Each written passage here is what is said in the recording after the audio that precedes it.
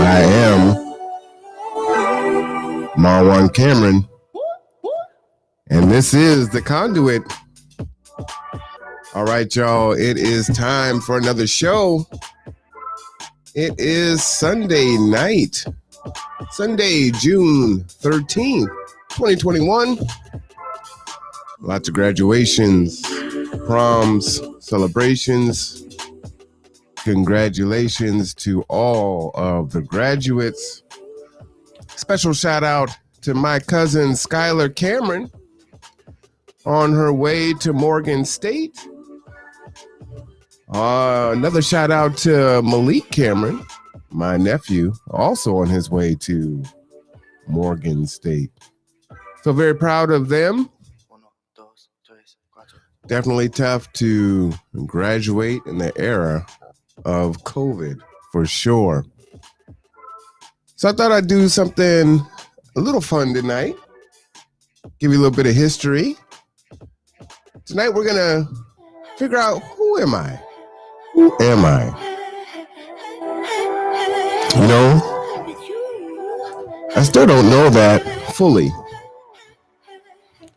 I have a little clearer picture, but not all the way.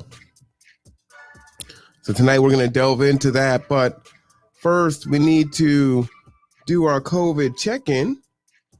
So why don't we get right to it?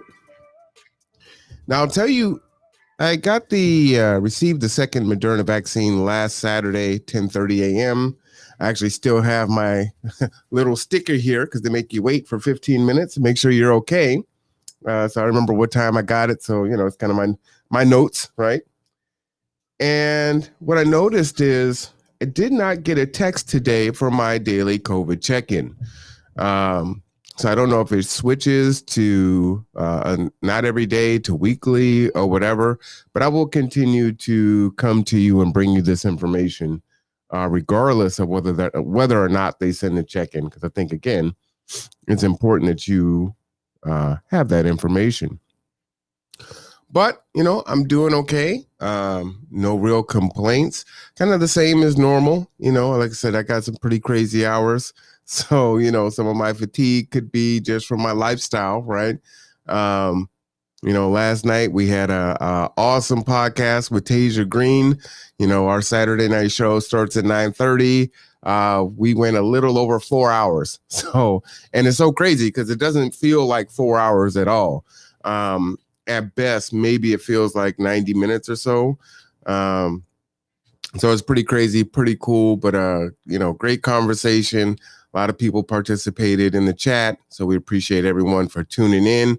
We will be back this Saturday night at 9:30, which is appropriate because it will be Juneteenth. And so we're going to have a conversation about Juneteenth and what we think about it. Interestingly enough, Tasia and I both do not celebrate Juneteenth. So I think that'll make for good discussion because oftentimes what I'll say is, you know, folks believe kind of in general that we are supposed to, you know, stand behind everything and support everything. And we do not. So that said, that should be a really good show next Saturday.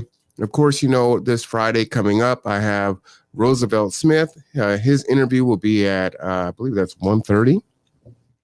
This Friday coming up. And that'll be live on Facebook, YouTube, Twitch, and Instagram. So check us out there. And as you know, we did we took the podcast on tour and went down to the museum. So that'll be at 1300, 1 p.m. We took the podcast on tour and looked at the Africana exhibit down at the Kitsap Museum, which was fantastic. Again, you know, I encourage you to go and check it out. If you have any questions for Roosevelt Smith about Black history or even Kitsap Black history, go ahead and submit your questions, or about himself. Please do that because that will be pretty awesome to have him there. He's a remarkable man. Can't wait to hear his story and ask him a bunch of questions. So that'll be this Friday coming up, and Saturday. Those are the two main things that we have on deck. Otherwise, it's pretty much business as usual. You know, I'll come to you every night and give you my video check-in for how I'm doing with the vaccine. And then I'll have kind of these random, conversations that'll come up. And that's random, not so random. I'll say, sometimes if something kind of hits me based on what I consume, I'll present that and I'll kind of shift up what my plan was. Sometimes I have planned shows and topics that I want to talk about, but something can come in and usurp that. And then I'll go ahead and put that on the back burner. So yeah, that's kind of how that will go, and we'll have a really good time. So anyway, as I said, still doing pretty good, feeling pretty good. No headaches today, so that's all well and good. Like I said, this tooth is bugging me, so can't wait to get that resolved, which will make me feel world better and allow me to enjoy food more too. So it's horrible right now. Still have the rash on my side. Other than that, I'm doing pretty good.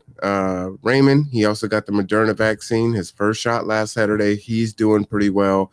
Rob and Stephanie are still a little under the weather, but they're out and about doing their thing.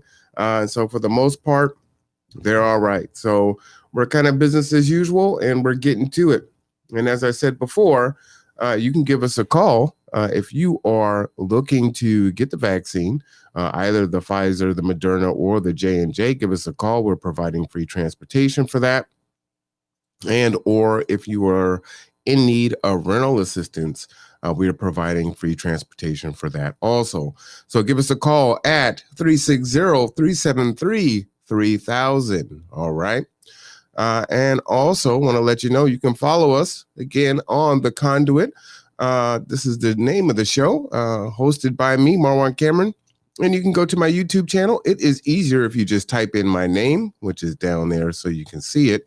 MarwanCameron. Because if you type in the Conduit, there are lots of different meanings for the Conduit. So lots of different things come up. So it's pretty crazy. It's just easier to find it by typing my name in.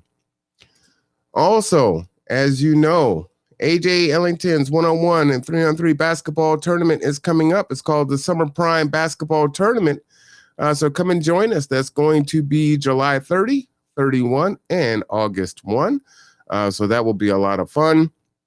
You can sign up at ksptournament.com. We look forward to seeing you there. There are questions that you may have. You can call the number below, 360-340-3581. And again, you can also email subscribe at ksptournament.com if you have some questions about the tournament. If you are a vendor and you want to have a table at the event and support the event and kind of get your business and your services out there, go ahead and give me a call. And you can give me a call at G2's regular number, 360-373-3000. And we'll get you taken care of. All right. So definitely looking forward to that. We will be getting out a lot more information. You'll see quite a marketing blitz here coming up in the coming weeks as we get closer to the event and secure things. So that'll be a big deal and a lot of fun. So definitely looking forward to it. I know that Rob and Stephanie went out and to a couple restaurants and what they were reporting at Costco, Walmart, these restaurants, most of the people aren't wearing their mask, even the employees. So it is, the tide has definitely shifted as to, the kind of the attitudes of people. So what I'll say is stay safe, folks. Continue to stay safe, protect yourself. One thing about those that do decide to get vaccinated, the vaccine, what it does is it doesn't guarantee you from not getting COVID, but what it does do is it helps to keep you from being hospitalized, right? So that's really what it does. There's no there's no proof or evidence that you being vaccinated means that you're not going to get COVID in the future. So I just want to make sure that folks are clear on that, because that's really important for you to know. That said, if you want information kind of more from the horse's mouth, You can always check out the CDC, and then also you can also check out our Kitsap Public Health Department. And let me go ahead and put that information up here. kcowa.us/vaccine. That will take you to the county's vaccine website, or will take you to their website. They've got plenty of information. They even have a calendar up there now.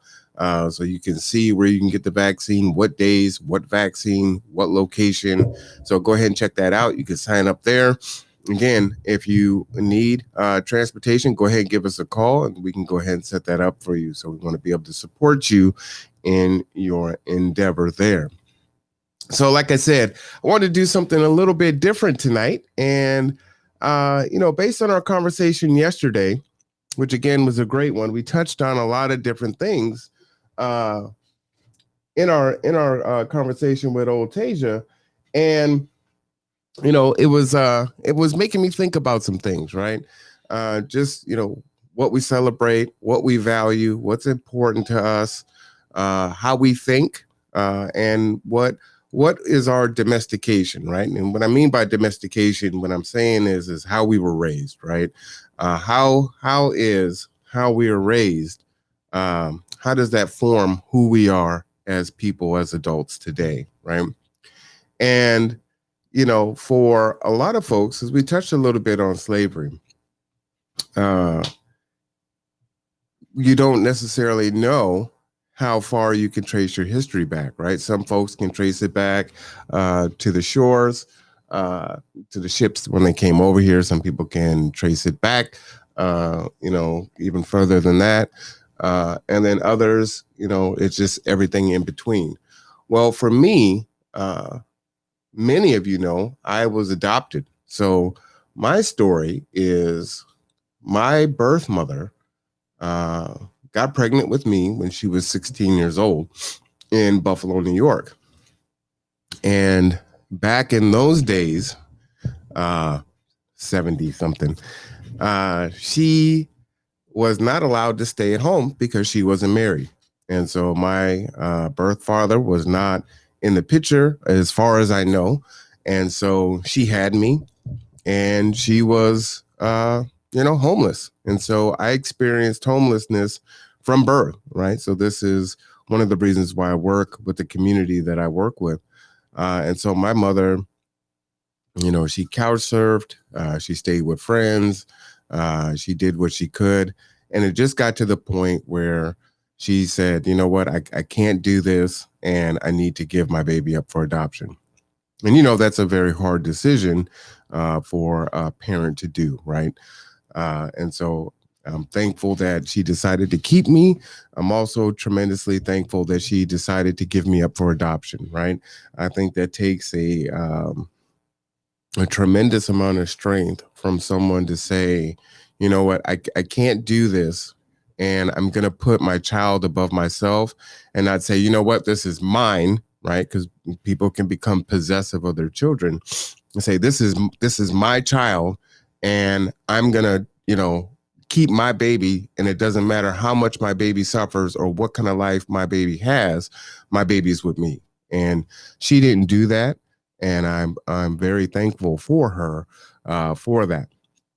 Now I can say that, in my late 40s, because I'm a lot more mature now, but growing up, that was hard for me. Right. And I'll kind of get into that. So, my story goes as such. I went into foster care in Buffalo, New York. I was born in January. So you can imagine upstate New York during January, during winter. So we're talking about, many inches, sometimes feet of snow, tremendously cold. And so, it's already hard enough if you were in a warm weather state in those kind of conditions. But to be in those conditions and homeless and trying to figure it out, it was just too much for her to bear. And so, again, I feel like she made the right decision. And I'm so tremendously appreciative of her for that. And so I went into foster care, and I actually ended up in a farm in upstate New York with a family called the Kingstons. And it was a husband, a wife, a brother, and a sister. And so I lived there on this farm. And I was, I felt very loved. I'm a kid. So, and I don't know if I moved around more than one place, if I just went with them and I was there for 5 years, or if I shifted around into different homes. And then that was the last home that I can remember, because I can only remember back to when I was 5. I don't remember anything previous to me being 5 years old, or, before them. And so, they were great. I remember my foster mother, and I don't have any pictures left, which is really unfortunate. I did have some pictures of them. She wore these really pointy, black, thick horned rim glasses, right? They kind of had these ovals and they seemed to kind of go up in the corners. So I distinctively remember that. And they had horses and, other animals on the farm. I had my own horse. They told me that my horse's name was Fancy Pants. And there was a little buggy. And so we would go on horse rides, and I would actually sit on the buggy and we would go for rides. One memory I do remember was touching the electric fence and to keep the horses in, and what that felt like. And I think I've done it more than once. So I distinctively remember that low level electric shock and how that feels, radiating through your body. So pretty crazy experience, but it's one of the things that I remember. And when I was 5 years old, my adopted father, Reverend Cameron, decided to adopt his first child. Now, he was 24 years old, and to this day, I still think it's amazing that a single man at 24 years old would be touched and moved to adopt a child, right? And so that's what he did. And so I remember meeting him at a Burger King. And for those of you that are old enough, if you can remember back to the really old Burger King commercials where the women wore the crazy looking caps. And it was just something else. And, when you're a kid and you're in a restaurant, that feeling of being in a restaurant is such a big deal. I think back to when Layla was, several years ago, when she was just enamored with McDonald's and Playland, and it just meant everything to her to be there. That's, the wonder, right? And so that's what it was for me. You're in this restaurant and you can order what you want, and it's pretty crazy. But I had never been there before. And so, they told me whatever they told me, and I don't remember how the conversation went, but I was going to meet this man. And so, I go and I meet my father, who I didn't know was going to be my father. So I meet this man. He's 6'3", has an afro that's about 4 inches high all the way around. It's the 70s, right? And, he introduces himself, and, we go in order, and he asked me if I want a Whopper. Right. And I'm like, I look at him like, are you crazy? Like, no, I don't want a Whopper. You know what a Whopper is? And he's like, dead serious, right? Like, do you want a Whopper? We're at Burger King. Would you like a Whopper? And so I was taught that a Whopper was passing gas, that was farting.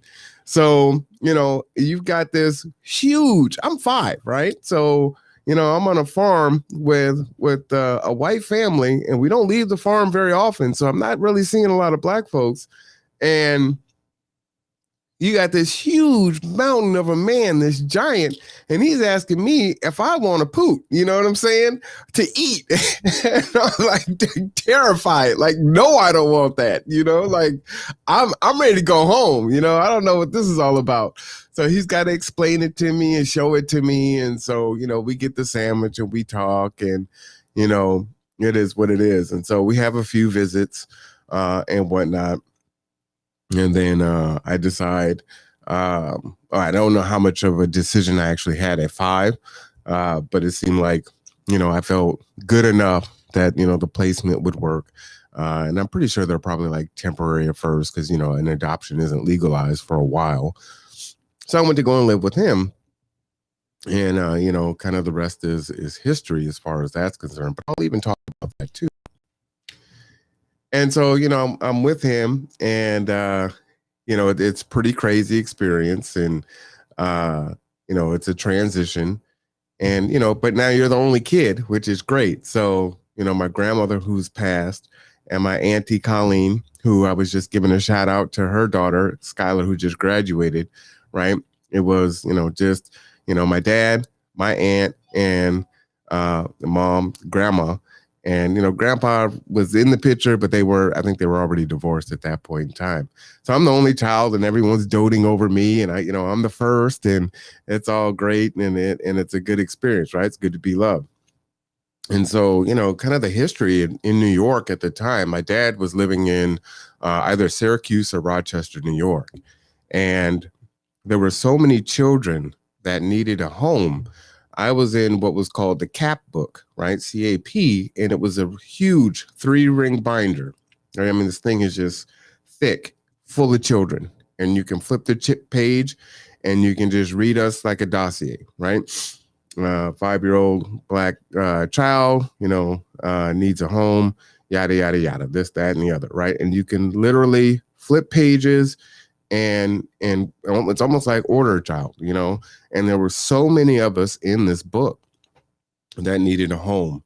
And I never really had an opportunity to really ask him what really spurred him to make that decision, that first one to say, you know what, I'm going to go ahead and do this, because my dad ended up going on and adopting 17 more children after me, which of course pissed me off because, I'm an only child now. You know what I mean? Like, I don't want any brothers and sisters. I want all the spoiling and love for me. I don't want you to spread it around. That's a problem. But, he did. And like I said, he's starting off at 24 years old. My dad never married. And he just kept adopting children and giving us a home and giving us a chance. And just really a remarkable person. And I always say, if I could be half the man that he was, then, I would be doing a good job and I will have lived a good life. Right. And so, we sit around sometimes and we have conversations, and it's like, so when was the first time you experienced racism or, things of this nature? And so for me, I didn't know when that first time was, but that was actually with my foster parents, particularly with my foster brother and sister. And so my nickname was Little Nigger. And so that is what they used to call me. And I didn't think anything bad about that. So I actually came and responded to that name, right? That was a nickname. It was a kind of a pet name for me. I thought it was a term of endearment, and why would I know better? I'm 5, right? And there's no one else around to say, hey, this isn't right. So it wasn't until I told my father that, it's like, well, what do you like to be called? What do they call you? Things like that. And then that, kind of came out. So that's how that came about, then you had to have the conversation on what that means and how that's not right. And people shouldn't call you that and whatnot. So that was my very first experience with that. That's so very unfortunate because, my time with them was so great, right? Matter of fact, the one memento that I have from them is Mrs. Kingston had handmade a sweater for me. It's black, green, and red, and it's got some white in it. And it's like a turtleneck, right? So I think that explains why I like turtlenecks. But I really, really wanted Layla to wear it, right? And so I think it was like in storage or something like that. And I'm like, all right, waiting. She's too small for it now. She's too small for it now. And when I went to go get it, she outgrew it. She couldn't even put it on. Like, oh my goodness, this girl grew. I mean, for those of you that have seen Layla in person, Layla is a tall girl, right? She's always been tall, and she is tall. So when she stands next to kids her age, she towers over a lot of them. And so I was like, oh, I missed that opportunity for her to wear, dad's sweater when she was his age, so that was kind of important to me. So, it was the one thing that I kept as a memento, which was really great. And so anyway, as like I said, the rest is, well, I guess maybe it's not history. So let me go into that because I think it's all relevant kind of in telling my story and who I am. And it will take me more than one day to kind of go into details on some parts of it. I'll gloss over things and then I'll go into more detail in another show, because I want to get to the point that I really want to get to. So, I'm with my dad and, we're living life. I'm going to school and I'm in a home and I've got a black father, right? Which is great. And so my dad decides, okay, well, I'm going to continue to adopt kids. And so he's adopting more children. You saw on a podcast the other day that I did one about my brother Thomas, who passed away in a police holding cell. So you saw a picture of us that was probably maybe a year and a half after I was adopted. That's how fast my dad began to accumulate, children. So again, there was something about my dad, and he was just moved to do that. And so, he went to Rochester Divinity School. He is an ordained minister. He's an educator, teacher, principal. And so in some things I've kind of followed in his footsteps. And in some ways I have not, right? And so I was very resistant to being like my father growing up. And many kids are like that, right? They could be resentful for whatever reason. And for me, some of that stemmed from the fact that I did feel like, all right, I've got these traumas that I need to deal with and I need to process, and they didn't get processed, right? And so, kind of knowing what that story was. First off, my name used to be Damien, right? And so he was like, oh, no, a lot of black folks are like, Damien sounds like the devil. I ain't have no child named Damien, so we can go ahead and change that name. So he changed my name to Marwan Kayin Akil Cameron. So it's Arabic, means of historical personage, a child long hoped for. And again, I can't remember what the other name means. I actually tried to look it up and I couldn't find the meaning, which is so weird. And so my dad was really big on giving us names that had meaning. But if you were older, you would have input on what you wanted your name to be, if you even wanted it changed, right? So some of my brothers and sisters changed their name. Some of them didn't. And so it really just depended, right? But since I was so young, my name got changed. And man, I tell you, I hated my name. Growing up in school. Because, of course, none of the teachers could pronounce it. Of course, none of the kids could pronounce it. Nobody could spell it. Marwin, Marwane, Marwan. Oh, is it marijuana? Ha, ha, ha. Mar1, Mar2, Mar3.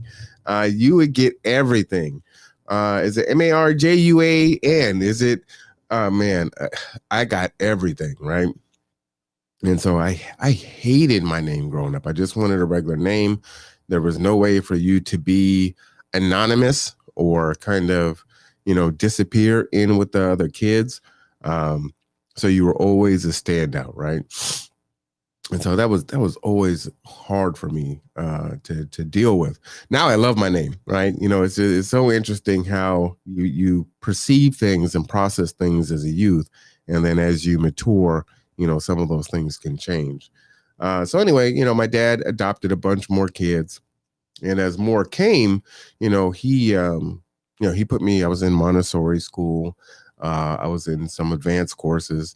My father tested me, and I think I was to the point where I could skip a grade, and he did not want for me to be socially awkward where I was, in a higher grade, but I was younger than the other kids.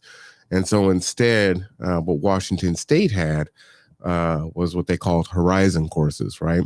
And so it was basically, to kind of sum it up, to summarize it, it's like AP courses for elementary school and grade school, right?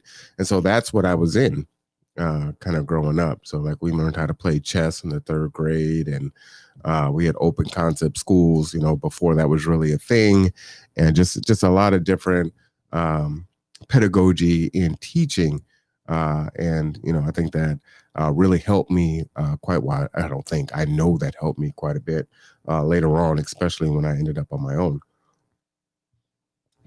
So, as I said, we moved here when 2 days after third grade started.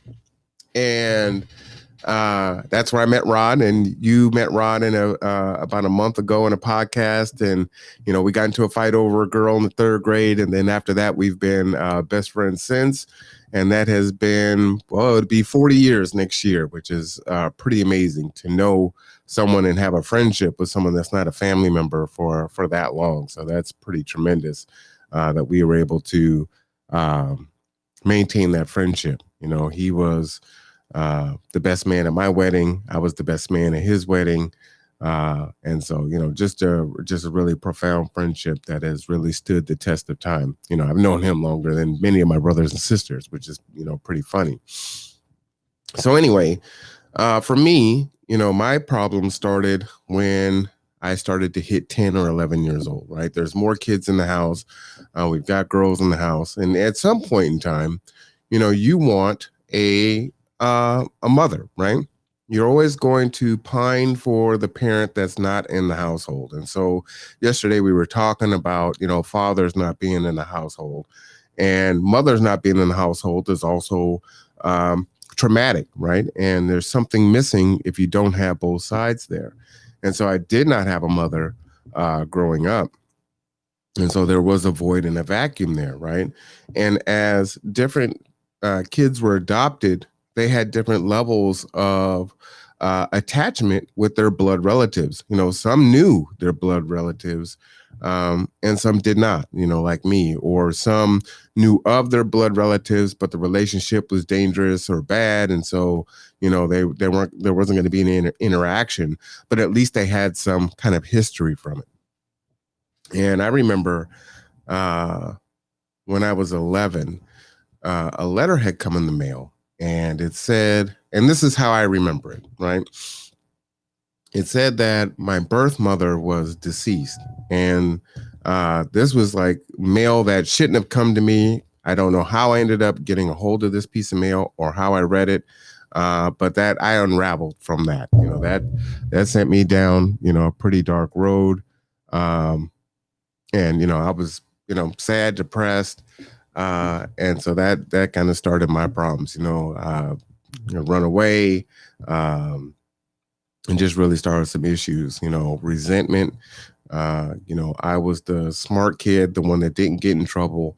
And so a lot of responsibility was heaped on me, even though I had brothers that were older than me. And so I remember for, the third, fourth, and fifth grade and sixth grade, we all went to the same school. So with desegregation, didn't matter where you went. If you lived in these certain areas, you guys were going to the same school.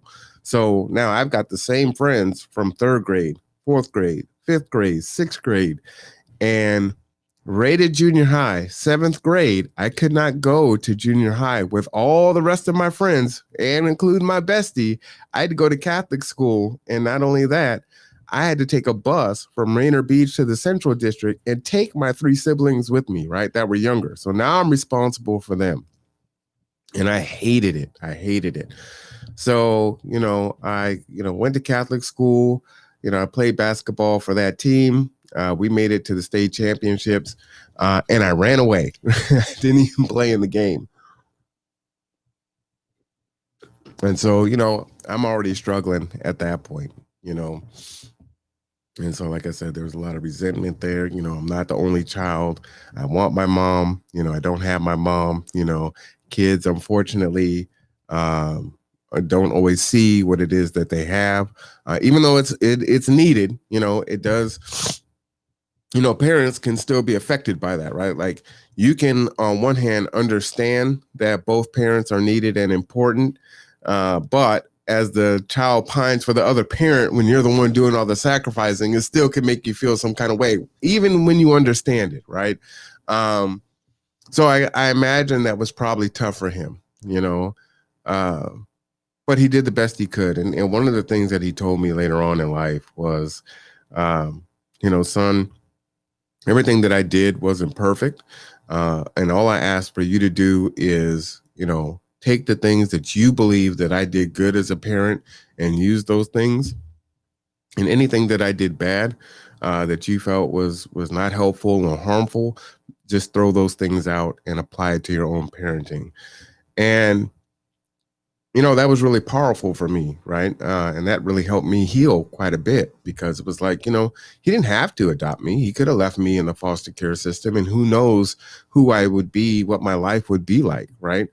And so it just gave me, a different appreciation. And of course, they often say, if you have kids, you won't understand until you have kids.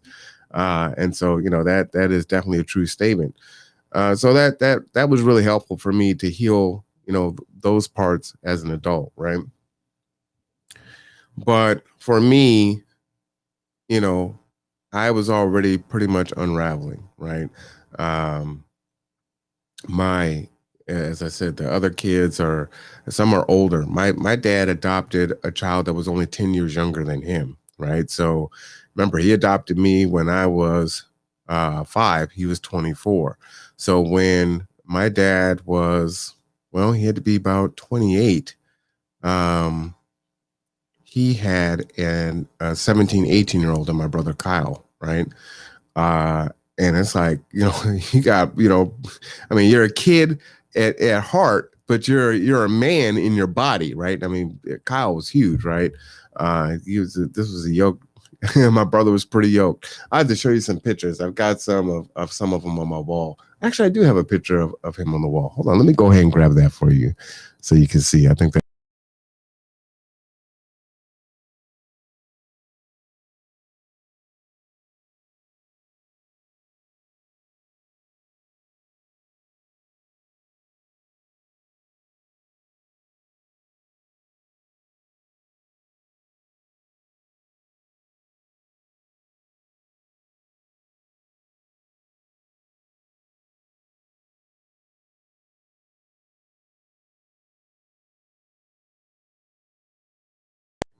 All right, let's take a look at these pictures here, see what they look like. I know it's probably be a little hard to see, but we were actually in Essence magazine in 1982. So at this point, I was 9 years old, and we were featured in an article for single fathers who adopt.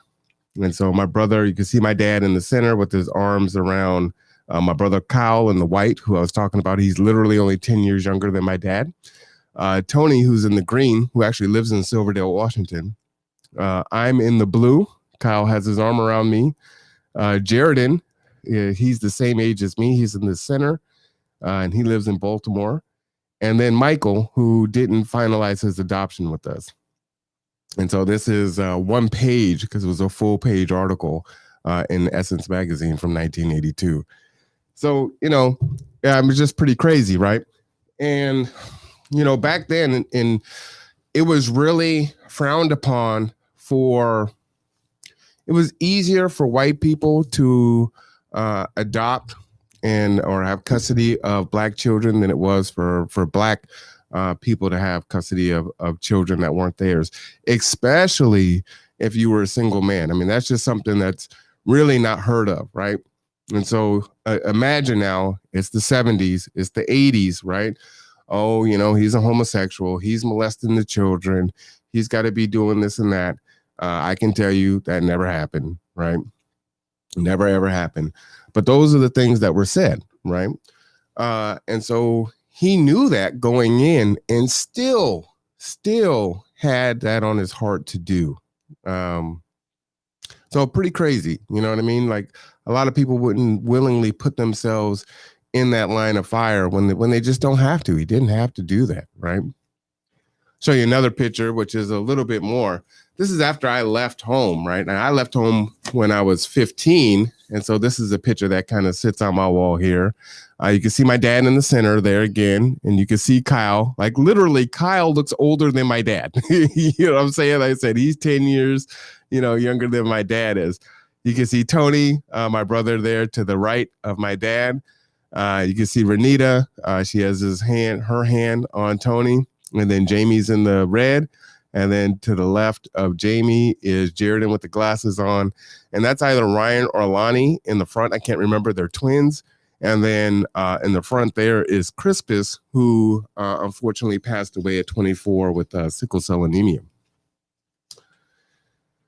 And if you remember, back in October, I believe it was, I went up to Canada and spread my family's ashes. And so the ashes were my father, my brother Tom, who passed away or died in a police holding cell September 11th of 2019, and then my brother Crispus, who passed away with sickle cell.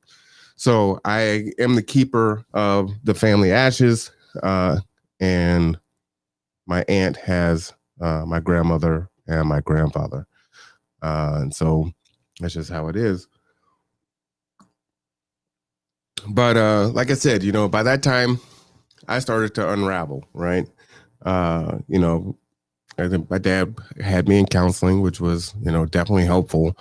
But, like I said, there was a lot of resentment and whatnot. And back then it was, spare the rod, spoil the child. And so my dad believed in tapping that butt if you got on the line.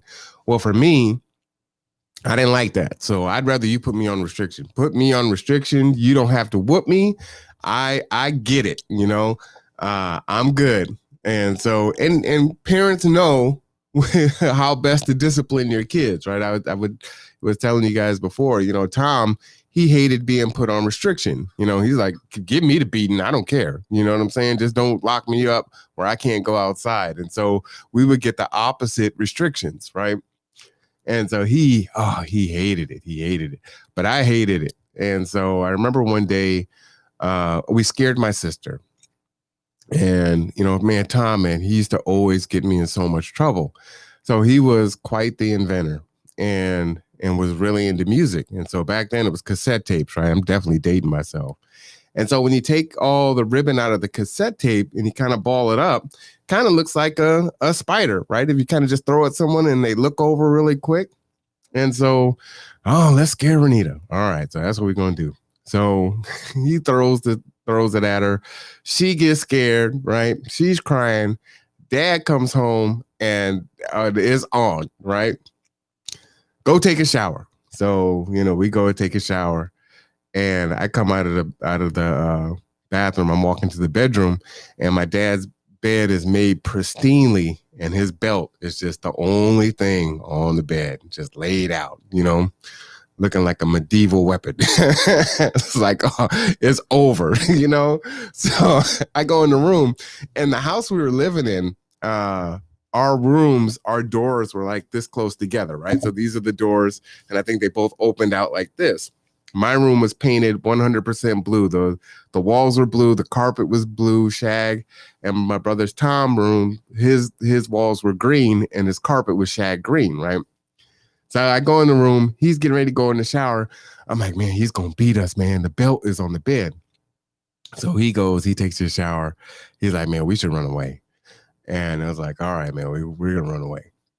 So we run away, right? We haul ass and we're gone. So we stay at some friend's house and this and that. But of course, Dad knows all the neighbors. So he tells them, hey, don't be getting into Cameron business. You better not be keeping my kids, because I didn't give you permission to do that. So, the parents are like, well, we want to help you, but your dad said you can't be here. So you got to go. Here's some food, hopefully it works out for you, So, my brother Tom, he's pretty industrious. So we ended up, we're living in Mount Baker area in Seattle, right? And the blocks are traditional square blocks, right? And there's a lot of us. So we know a lot of people in the neighborhood. We ride our bikes. We cut through people's yards. So we know the area where there's this shed in a house, like in the middle of the block, right? And so we break into this shed and we're sleeping in this shed. And so we're eating Walla Walla onions, a loaf of bread, and my brother's got these candles and the elbow from a gutter, and he's got the candle underneath so that the heat will kind of go into the gutter and come out. So he's made this makeshift heater. So this is how we're living, right?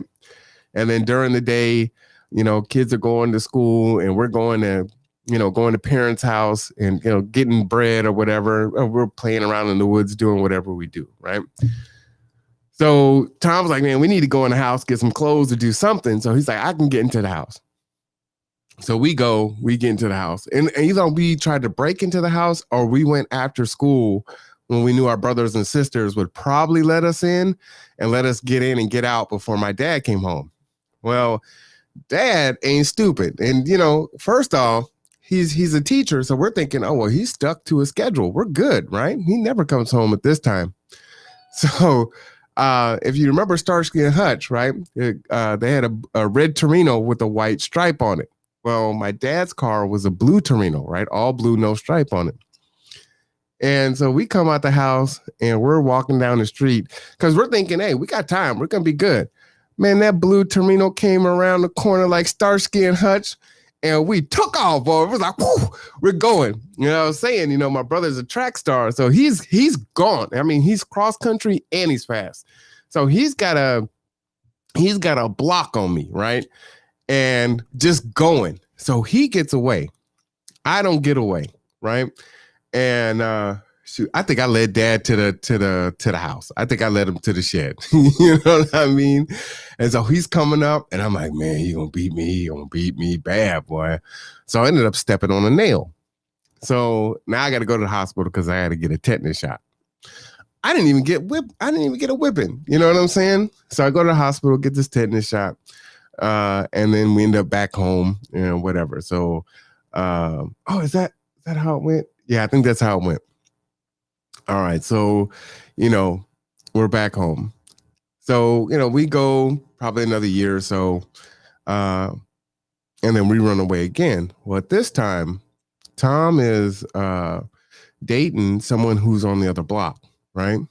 And I'm good friends with her. And so I think we ended up being friends first, and then he ended up dating my friend. So, we kind of hang out over there, whatever. And so my brother, he's 3 years older than me. He's like, well, you know what, man, we should go up there and slash his tires, right? He's at church, right? So it's like, all right, let's go up there. We'll do something. So we go up there. We're on the bus. We take the bus all the way across town to Mount Zion, right? And on the way there, gangs had hit Seattle. So, I'm thinking, oh, I'm going to be, I'm a Crip, so I'm going to put on this blue rag and I got this blue button up shirt and, ball cap and, I got a rag in my pocket and doing all this crazy stuff. Right. So, a different time. So we're on the bus and we get off the bus and we're walking up to the church. And my brother gives me, he pulls out 2 knives, right? And it's like, all right, so we're going to go ahead and slash the car up, right? So he's got a regular knife and he's got a butcher knife that's broken in half. He gives me the butcher knife that's broken in half. So we're walking up there, right? Now, this is my older brother. So, he's, we're going to go and do this thing, but I got to try to make him proud of me. So I'm going to one up it. I'm like, no, we ain't going to do that. I'm going to do something bigger. Watch. So, our thought was, Pops is not the person that he says he is, right? And so everybody loves my dad, right? He's a teacher, and he's taught in a lot of different schools. You keep teaching different grades. So all the kids in the neighborhood love him. All the kids all over the town love him. All the kids in the church love him. The adults love him. And it's like, man, he ain't the person that y'all think he is. He beats us and he does this and that, and it ain't like that. But you're a kid, right? And it's like I want people to know that he ain't what he says he is. Everybody just thinks he's so cool, So I go into the church and he's sitting in the balcony with the family. And so I remember I've got my hat on, and I had my bandana tied. If you remember how the old Tupac videos used to be, and this is before Tupac. You got it tied with the knot in the front, and I got the cap on and my sunglasses on, right? Toothpick in my mouth, button-up shirt. I mean, just blasphemous inside Mount Zion. So I walk in and I walk past my grandmother and she doesn't even know who I am, right? So crazy. So I'm like, all right, I'm gonna go upstairs. So he's upstairs in the balcony. Now, what do you need to know about Mount Zion? Mount Zion, Seattle, is the biggest Black Baptist church in, I believe, the state of Washington.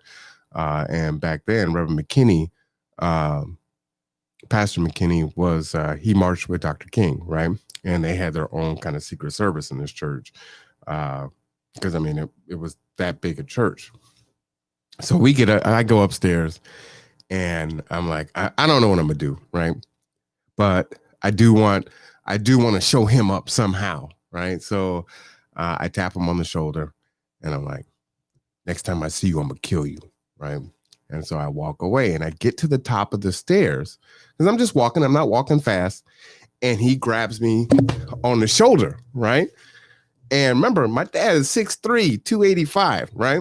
And I'm 15 years old. So he turns me around and I panic. You know, that knife came out and I stabbed him like 2 or 3 times and I fell down the stairs, right? And so, and I didn't really hurt him. You know, he had some marks. I don't even think he really bled off of it. But so I fall backwards down the stairs. I roll down the stairs and I walk out, right? Because now, not only did it not turn out the way that I wanted it to, but now I'm embarrassed because I done fell down the stairs. Now, this is 2 flights. I done rolled all the way down 2 flights of stairs. And now I got to walk out of the church, right?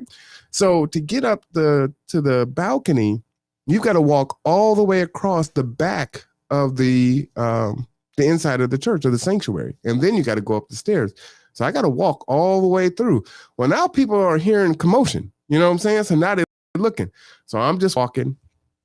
And so again, I'm not walking fast. I made it to the middle of the foyer. It's like maybe 10 steps out of the sanctuary. And I got tackled by 5 like undercover brothers just tackled me, right? So I'm down on the ground and, they call the police. The police come, put me in the back of the police car, and there's a roundabout in the front of the church. So you can come in, drop, the people off, and then go and find parking. So the police car is there. I'm in the back of the police car. It's hot in that car. The door's closed. I'm pouring down sweat. I'm handcuffed in the back, and church is out now, right? So now everybody is walking past me. So when you think, be careful what you do. My dad would always say, Lord don't like the ugly, right? So my intent was to embarrass him, not to stab him, but to embarrass him. And instead, I got perp walked in front of the whole church. And, remember, this is our church growing up. So we did vacation Bible school weeks at a time. Shout out to Reverend Hall. Everybody in the church knew us, right? We went to different families' houses. They helped to raise us. So everybody knew the Camerons. And so now they're all like, what is happening, right? Man, all I can say, I was 15. You know what I'm saying? I was 15. How embarrassing. So anyway, I go they send me to kiddie prison, right? I don't go to juvenile. They actually sentenced me to kiddie prison. And so I go there. And, my dad is like, yeah, I want him to come home when I get released. And I'm like, hell no, I don't want to come home. I'm angry. They didn't have anything like any kind of therapy or anything for me to kind of talk through and process what was going on. And so I was just able to sit and stew in my anger, right? And my resentment. So I never processed it. And so that's how I ended up back into the foster care system, because they couldn't make me go home. And because, I assaulted him, that wasn't necessarily going to be safe for me to go home, right? They couldn't guarantee that he could be safe. So to foster care I go. So from the time that I was 15 years old to 17, I lived in numerous foster homes, receiving homes, some decent, some horrible. One of my foster brothers was shot in the head and murdered. He was 14 years old. Man, I ended up seeing and experiencing a lot of stuff after that. I mean, my life took a drastic change from that point. And it's like, wow, man, how did you get here? So anyway, I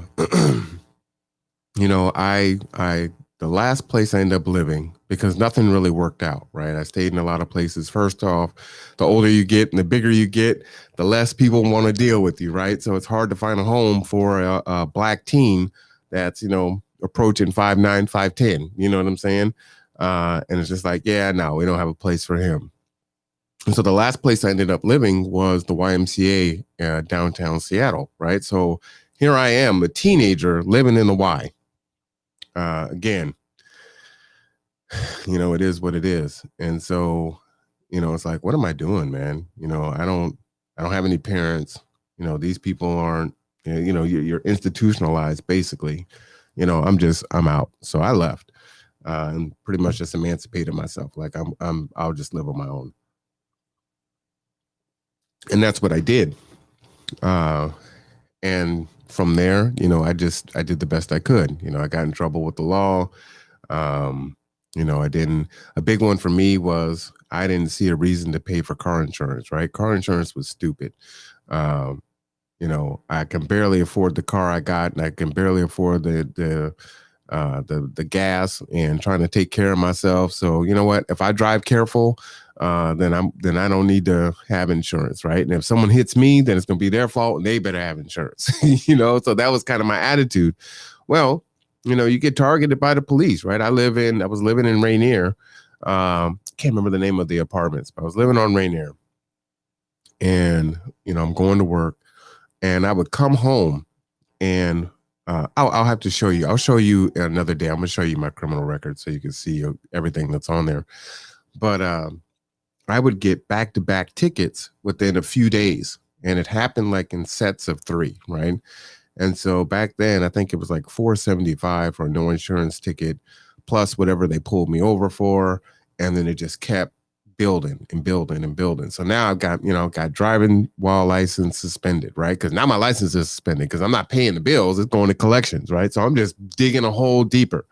So the cautionary tale to that is, it may seem like you are throwing money away by paying for insurance, but in the long run, it is cheaper for you to pay the insurance, because either you're going to get a ticket and you're going to pay the no insurance, or you're going to get into an accident and you're going to need that insurance. So one of the two ways, you're going to end up paying more if you just don't pay for the insurance up front. You know what I'm saying? Just do it. It'll make your life so much easier. And then the peace of mind that comes with that, I still, my heart still beats, really fast when the police get behind me. I think we've told the story about me being pulled over, a couple blocks away from G2, about 2 years ago now, and Rob had to come up. I'm in a full suit, and there's like 4 cop cars for me in a suit going to G2, and Rob comes up. And he's like, what's going on? Like, what are you guys doing? Why are all these cops here? Because he, didn't signal. Or was it that I made a lane change without signaling, and that took 4 cop cars, right? So, and this is, I live a mile away from my organization. So, this is between a mile. It's not even a full mile, but in between a mile from my job to my business to my house, I get pulled over, and it's 4 cops in a small town. So, and I'm in a full suit, so not a danger to anyone, you would think, but it is what it is. So, I still feel that way, even if I, hey, I'm insured, I'm a law-abiding citizen, this, that, and the other, and even still, that fear is there. So there's still a peace of mind knowing that, you know what, if I do get pulled over, I do have a valid license. I do have a valid insurance, right? I do have a valid registration. All my tabs aren't expired. And I've had all of those experiences, and sometimes all of the above, all at the same time. Right, I'm driving dirty as dirty can be. I got expired tags. I'm taking back roads. I got a suspended license. I don't have any insurance, and if I get pulled over, I'm probably going to jail because I got a bench warrant for these tickets. You know what I'm saying? So it's a bad day for me. I'm riding as dirty can be. I mean, only dirtier I could be is if I have drugs and guns in the car. It's crazy. So, that was kind of my experience, and at that time, the one thing that I did take from my dad was education, or what he would say is God, education, and children, the most important things. And then watermelon is always on the menu, is his saying, for those of you that know my dad.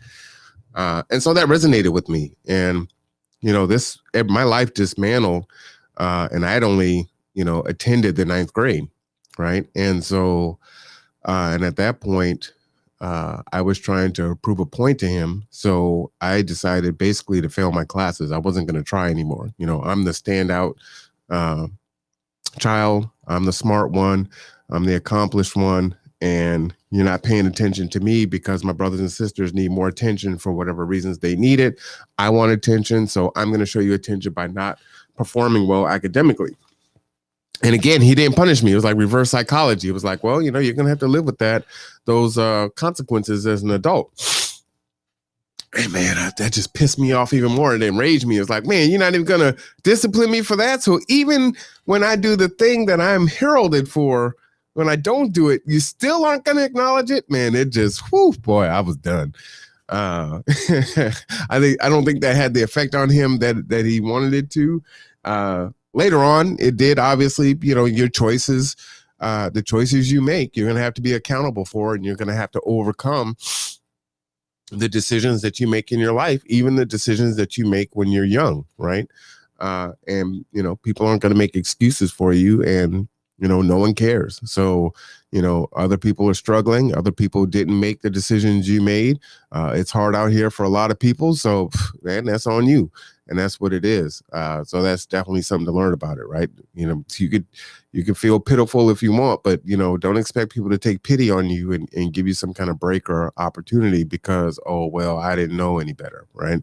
So that's a hard lesson, but a lesson that I needed to learn. I just didn't learn it then. Facts.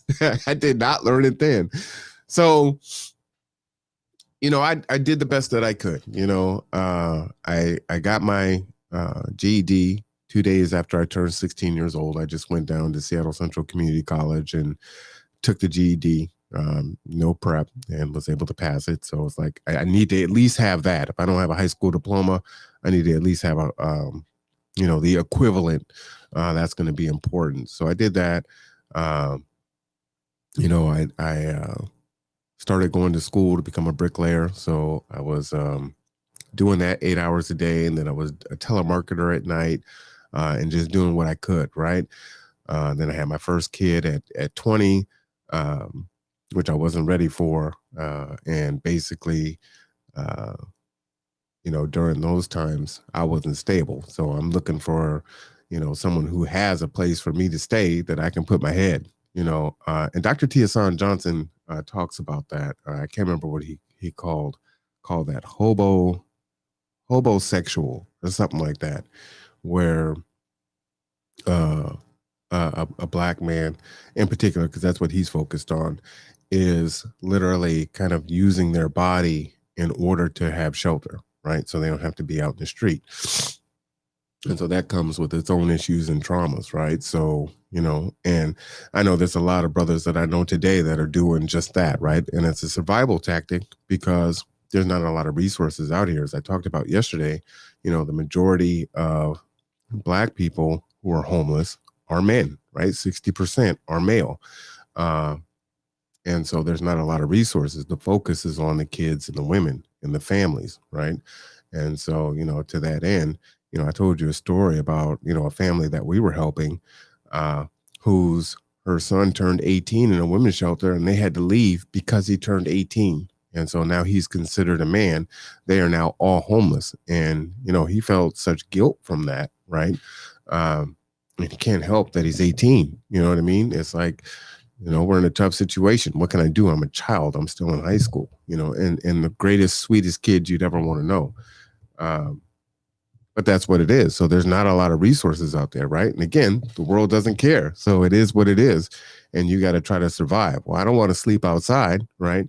I don't know what I don't know, but I know right now I can leverage, my looks, my mouthpiece, and, my physical attributes, sexually, to make sure that I'm sleeping out on the street. And so that's what it was, for me. And that's what it has been for a lot of brothers, right? Man, we need to have that conversation one day. I think that's important. And so I wasn't ready to be a parent, right? Furthest thing from my mind. But I'm trying to do the right thing. And I remember, I was working at a tour rental place, and I bought a car from the owner's wife or the owner's daughter. And I'm bricklaying, and you build a structure, and then you go and you build another structure somewhere else. So I built a elevator shaft at McCord Air Force Base. Then I'm out in Northgate building a gymnasium. Then I'm out here. The first time I figured out what a Bremerton was, I built the Safeway and the Walmart on Wheaton Way. So I'm all over Western Washington working, right? Well, the problem with my car was, for some reason, my brakes would not work at certain intervals. And so on the freeway, what I'd have to do is cut my car off, put the car in neutral, cut the car back on, put it back into drive, and then my brakes would engage again. And I'm driving 70 miles, to a job site. Man, it was so dangerous and scary. It is a wonder that I didn't kill myself or kill someone else during that time that I was driving that vehicle when it went down, right? But your desperation, you're trying to do whatever you can. There's no other way for me to get to work that way. There's no bus that's going to get you to a job site at 7:30 in the morning, and you just went to school for 9 months to be able to do this job, and you're part of the union and everything else, right? I mean, it is what it is, man. And it was tough. You're trying. So couple that, I told the story about, how I was mugged and, hitting the head in the steel pipe. That story was told during Rod's podcast. So I won't go back over that. And then falling off the scaffold and, destroying my back, those two things, and just the exhaustion of, man, I tried, I'm in school 8 hours. I'm working in nights. I'm working days.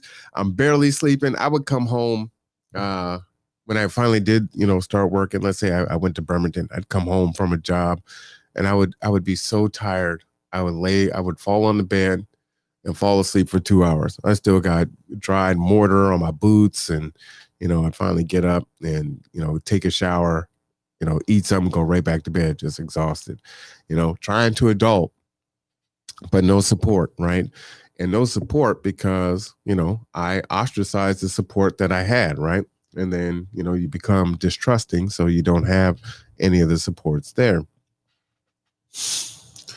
So, it's like, okay, I'm 24, I've gone through all kinds of stuff, I could keep on trying it this way, or I could just give up the ghost, and it was like everything that could happen did happen. I bought a brand new car, a Ford Escort. That thing had, I think, 17 miles on it. I drove it. No, I think that thing had like 9 miles on it. I drove it for 16 days and got T-boned. Wasn't even my fault. But somehow the car dealership and my foster mother were able to, or the car dealership was able to say that I didn't have insurance on it. But of course, they don't let you drive it off the lot, a brand new car, without you having insurance, right? But somehow they got out of not having, saying that it was insured. So even though it wasn't my fault, the car got totaled, right? So then I end up in this in that Toyota. I ended up buying this tricked out Lincoln off of a car lot. I think I was in renting Ford, like Sound Ford and Renton or whatever, right? Well, this thing was white, burgundy, with the rims, with the wires. Oh man, this thing was hot.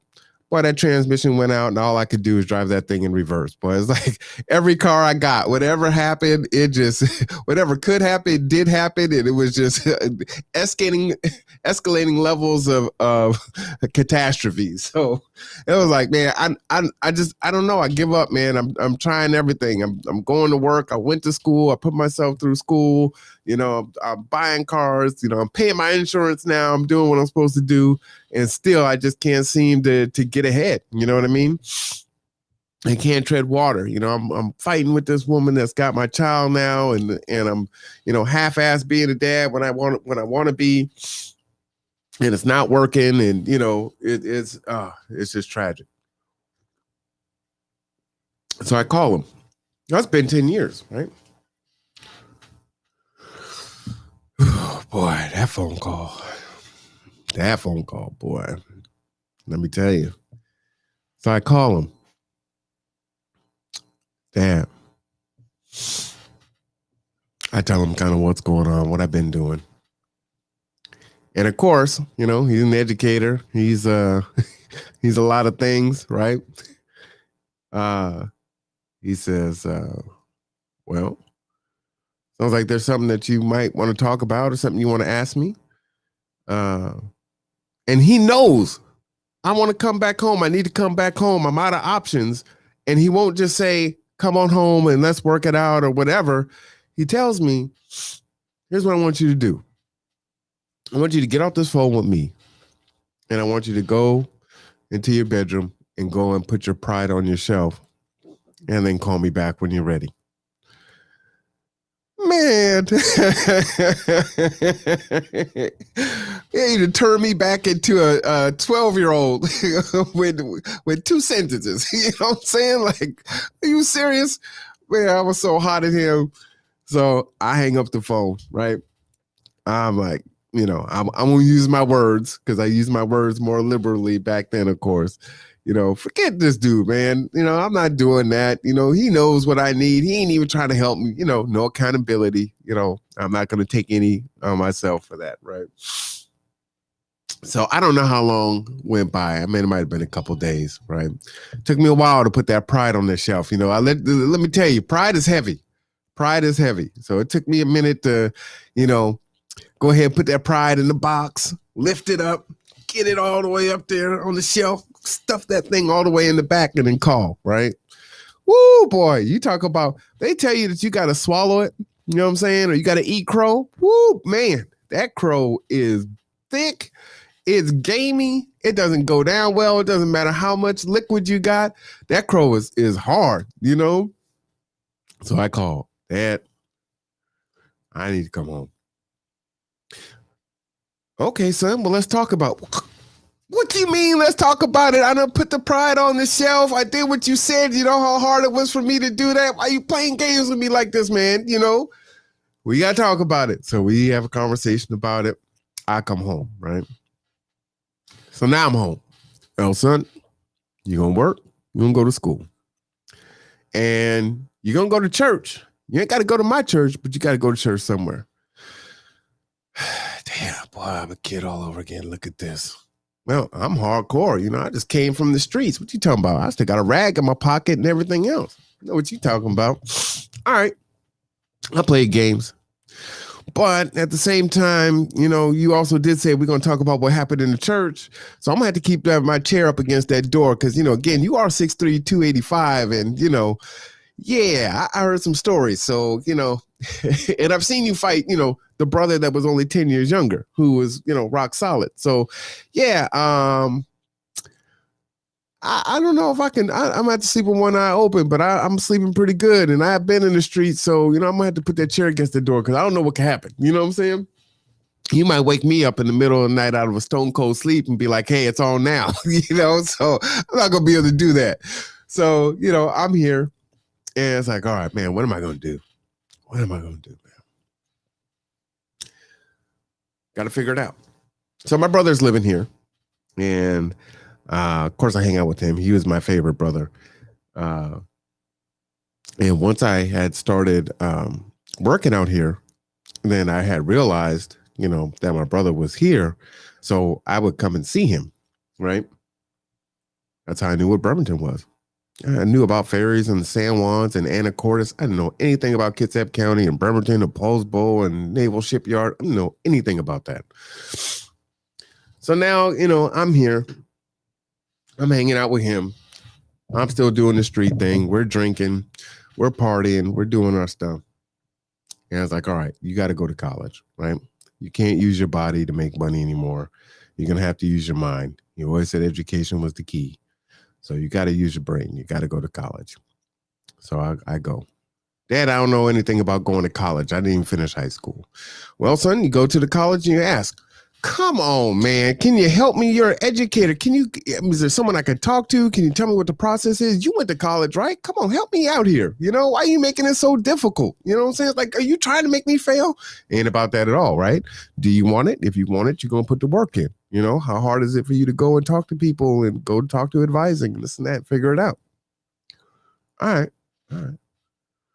So I do it, right? I'm going through the process. I'm figuring out, okay, fill out financial aid, do this, that, and the other. So I get it all set up. So, I got my homies. And if you remember, I shout out to Kevin Dangerfield. I interviewed him a few months ago, I think back in February or March. And he talked about, playing Soul Calibur in the living room and just having fun and barbecuing and having parties and all that good stuff. And that's what it was, right? And so I remember, I got through the process and it was like, man, guys, this is crazy. They are literally going to pay you to go to college. You know what I'm saying? Hey, Shorty, I'm on live. Can I text you and call me back like 30 minutes?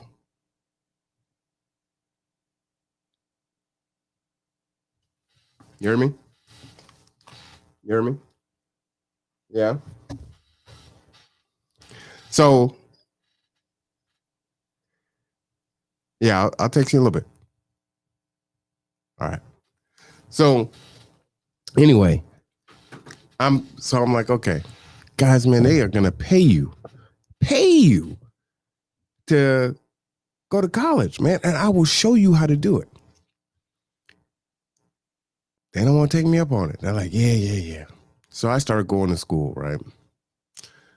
And it took me forever to get to that point, to have that transition. But slowly but surely, it took me probably a quarter or so. I go to school. I go over to my brother's house. Everybody wakes up for the day, go to the store, get whatever they're going to do to barbecue, girls come over playing video games. We had a party, rinse and repeat every day, till it got to the point where it's like, man, I got homework, man. I got to go home, and I got to be home. I'm going home. I'm going to go home about 8:30. I'm going to study. I'm going to get my homework done. And I would get up, go to my classes, and you have about 3 classes a day, right? So most of your classes, if you're going 5 days a week, it's 50 minutes. So I'm literally in school for 3 hours. I'm working a job, construction for 8. I'm going to school for 3. They're paying me to go to school. Why the hell y'all ain't doing this? This is crazy, right? Now, not only that, I'm done at, noon at the latest. So I walk over to my brother's house after I finished at the college. They're just getting up for the day. So now, it's that productiveness, right? It's that you wake up in the morning, you have a purpose, you get stuff done, and oftentimes you're getting more done in the morning before a lot of people do in their whole day, right? So now, not only have I gone to school, but now I'm over at his house. I'm getting some of my homework done before they even get up and get their showers and get everything done. And then I'm going home at 8:30. I've already played my video games with y'all. I've already talked to the chicks. We've already had the barbecue. I don't smoke weed, so I'm out, So slowly but surely, my visits weren't every day. Then it was just on the weekends, and it took 4 years to get a 2-year degree, right? Because obviously I had courses I had to do because I didn't go to high school, right? I had to go and do those developmental courses. But I was still bitter, still bitter, still really immature. And I had my associate degree, and I always joke when I tell my students, I thought, okay, I got a business degree and computers as an associate, kind of like a dual major type thing, as an AA. So now I'm about to put on a 3-piece suit in a briefcase. I'm going to be walking downtown Seattle in the high rise getting 6 figures. That's literally what I thought I was going to be able to do with this degree. I mean, I was that ignorant, right? And that bullheaded and that stubborn. I didn't want to talk to a counselor. I didn't want to do an internship. I didn't want to talk to anyone. I just figured, hey, they say if you have the piece of paper, that's all you need, right? That's what they tell you. You need the experience or you need the degree, right? And that's what you get kind of told in your life, right? Like you either have the paper or you have the degree. All right, I got the degree now, so you can't tell me no. Man, they laughing at you. You got an associate degree. Are you serious? Are you serious right now? You got an associate degree. You want how much? You want to be what? Middle management doing what? Oh man, it's so crazy, man. It's so crazy.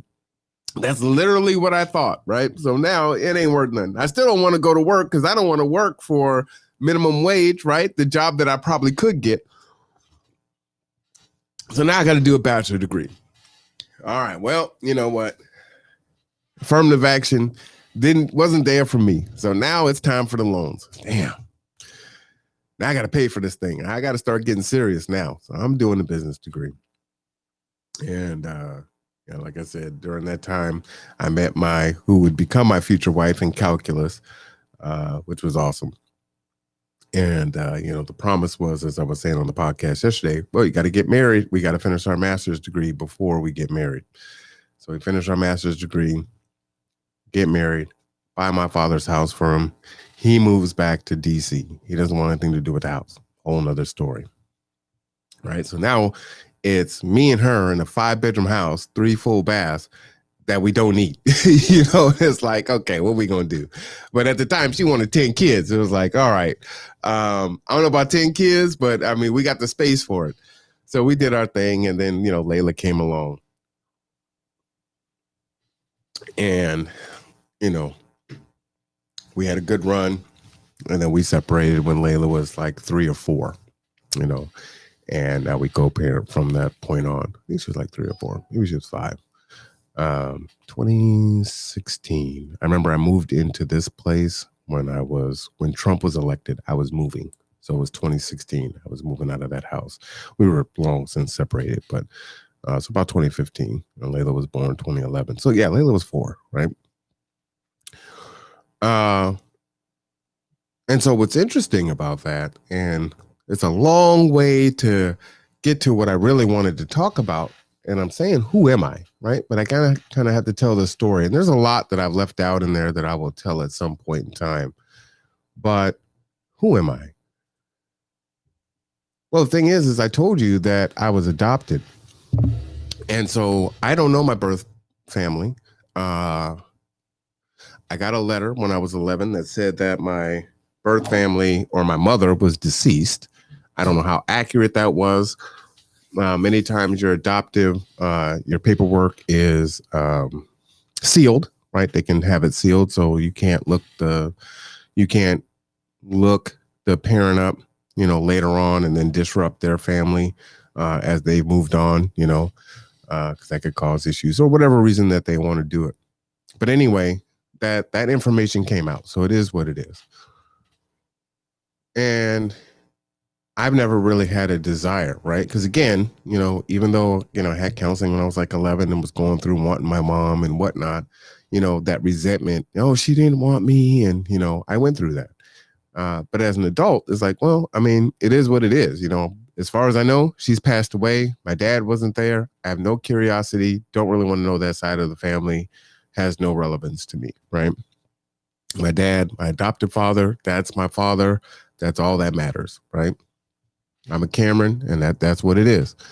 And so it was never important to me.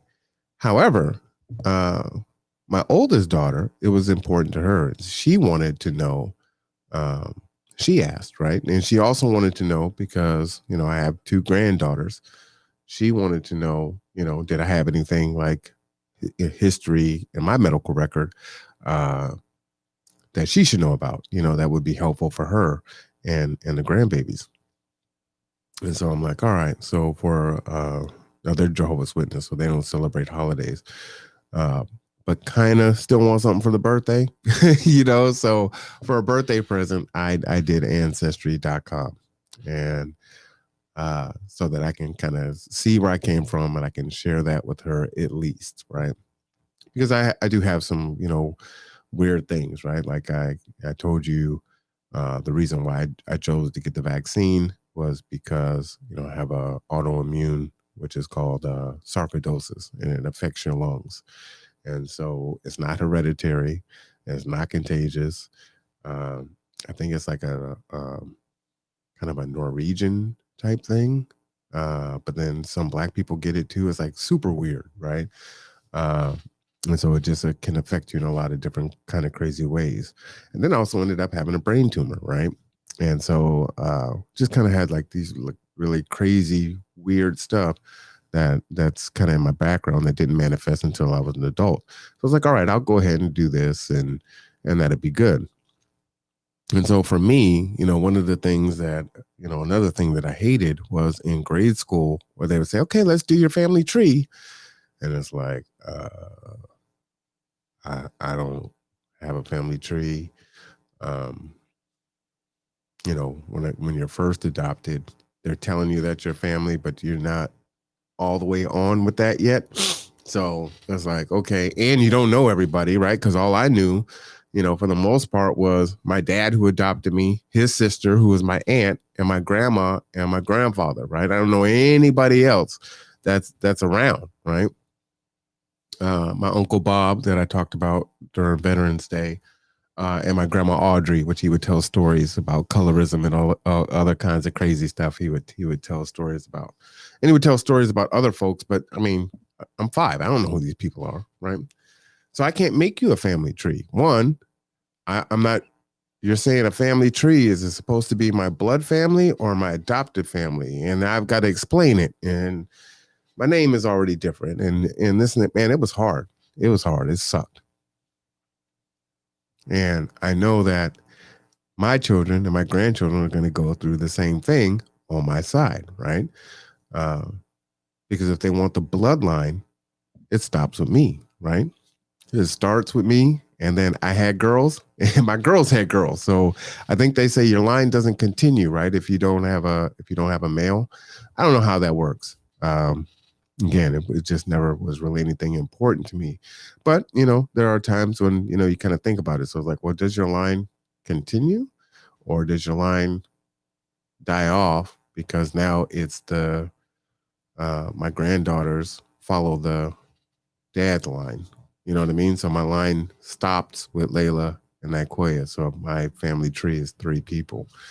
That's kind of sad. So anyway, I went ahead and did this for her, and I thought it was pretty weird. So this is really what I wanted to share. But to get to this point, I thought it'd be cool to kind of tell you a little bit about who I am. And so these are the results here. So I am 34% Nigerian, and it's pretty cool because it's color coded. So they sent me a kit. I can't remember, it was like a couple $100 or something like that when I did this.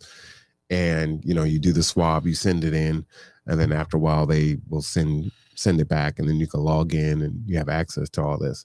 And then you can see like third and fourth cousins and things like that. Again, I still have no desire to have conversations with any of these folks. I just, again, I'm a Cameron. It is what it is. And so that's kind of where I'm at. But, if my daughter or my grandchildren are interested in it, then, this is kind of there for them. But 34% Nigerian. I am 19% Cameroonian, I think is how you say it, and Congolese, and I'm from the Batu. I am 15% Mali, and it's kind of cool to highlight it to see where, right? So kind of Western, Southern type Africa. Mali, part of that is a little Middle African there. Benin and Togo. So when you highlight this, you can see again here, kind of almost Western Africa, but not on the coast. French. So 7% French. So from France. Let's go ahead and highlight that there so you can see that. So that's pretty weird, right? Ivory Coast and Ghana. Guyanian, I think is how you say that. So I'm 4% Ivory Coast and Guyanian. 4% Norwegian. So I thought that was really interesting. 3% England and Northwestern Europe. 2% Southern Bantu peoples. 1% Ireland. 1% Scottish. and 1% Southern Italian, Southern Italy. So that is who Marwan is. That is my makeup. And I think what I'll do, because these podcasts get so long, maybe I'll go through these on another day. I'll start off with this and kind of go through and talk about them. What might be cool is one thing too is kind of looking at, they kind of show like the migration, uh the slavery transaction that was taking place.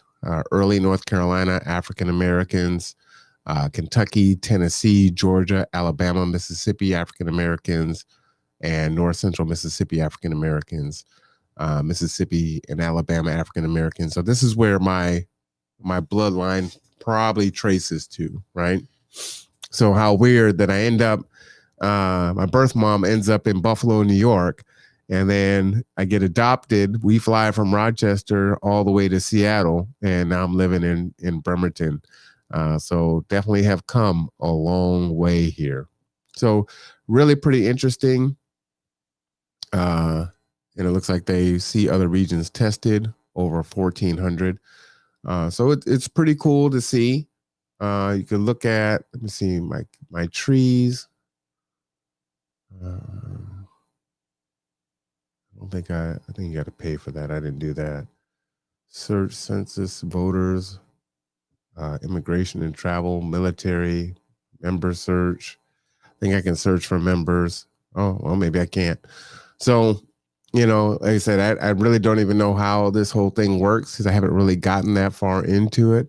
But I thought that was really cool. So, of course, my oldest daughter has this. I'll share this with Layla at some point in time when she gets older, and it might be relevant for her. And then kind of look at it. Maybe I should, go and visit these places and just kind of look around and see what makes Marwan. I think that might be kind of cool. To spend a couple months in Africa would be pretty awesome. Some places on my bucket list are definitely Africa, Egypt, Australia. I'd love to see the Kremlin. I love the Russian architecture. Looks really cool. It'd be cool to see Paris, to go to France. I was actually going to Spain last year, and then COVID hit. I tried twice to go to Spain and wasn't able to go.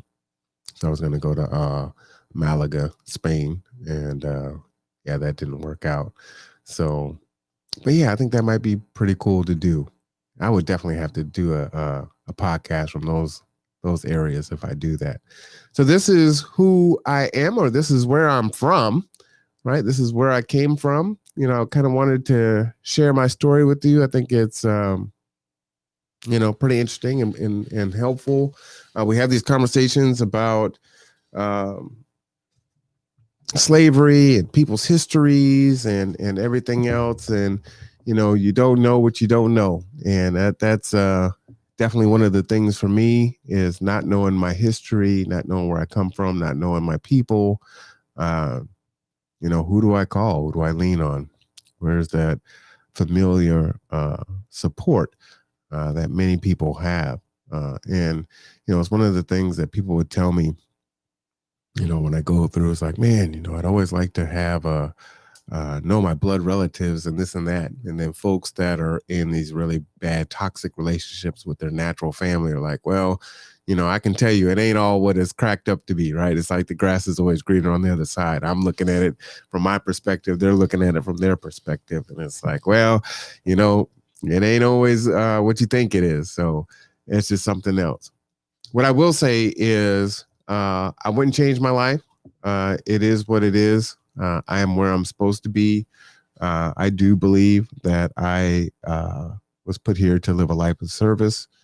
And so that is what I do, as my dad, I believe, has taught me to do. And so that's what I do. And I don't think I would be as effective as I have been if I did not have that domestication, if I didn't have those experiences. I wouldn't have the empathy or the sympathy, the history, the experience, in order to connect with folks and to provide information that they can use and take action on. So do I wish some things might have turned out a different way? Sure. But overall, the aggregate, I'm happy with who I am. And I think at the end of the day, when we think about Maslow's hierarchy and self-actualization kind of being that pinnacle, if you will, of where you want to get to once you have all your basic needs met, what is the purpose of your life? And you see that many folks have money, fame, power, and they're unhappy and may even take their own lives as a result or have tremendous mental health problems and battle depression. And that's not been my experience. And so, for that, I'm tremendously thankful. And who knows how my life could have turned out. There's so many pivotal points in my life where it could have gone left or right. I could have died before my 21st birthday. I could have, not been adopted by my father. I could have went back home after I had left the kiddie prison, and traditionally graduated high school and got back on track then. I can tell you that in my 20s, I probably wasn't a guy that you would be proud of or would want to know, right? Definitely selfish, self-serving, all about me, and didn't really care about anyone else during those days. And so a lot to go through, a lot to mature and grow from to be the person that is before you now, and still have growing to do. So I look forward to it, to see what life has to offer. But I know that when it ends, it was a life fulfilled. And I know that I've made some impacts in other people's lives. So anyway, that is my story. Who am I?